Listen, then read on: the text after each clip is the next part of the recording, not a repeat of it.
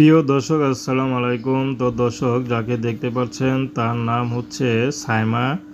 সাইমার বিয়ে শাদী হয়নি। সাইমা ইউটিউব এসেছে বিয়ে শাদীর জন্য, কারণ সাইমার পরিবারে সৎমা, আসলে সৎমা থাকলে মেয়েদের কোনো অস্তিত্ব থাকে না।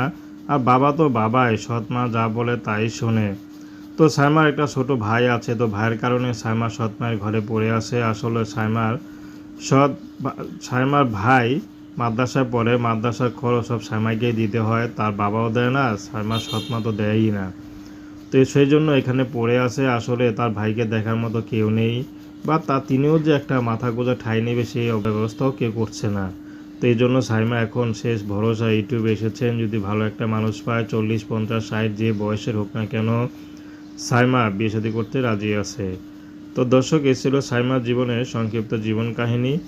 তার সাথে যোগাযোগ করতে চাইলে স্ক্রিনে নাম্বার দেওয়া আছে। তো দর্শক, প্রেম ভালোবাসা বিয়ে শাদী করা আপনাদের ব্যক্তিগত ব্যাপার। আসসালামু আলাইকুম।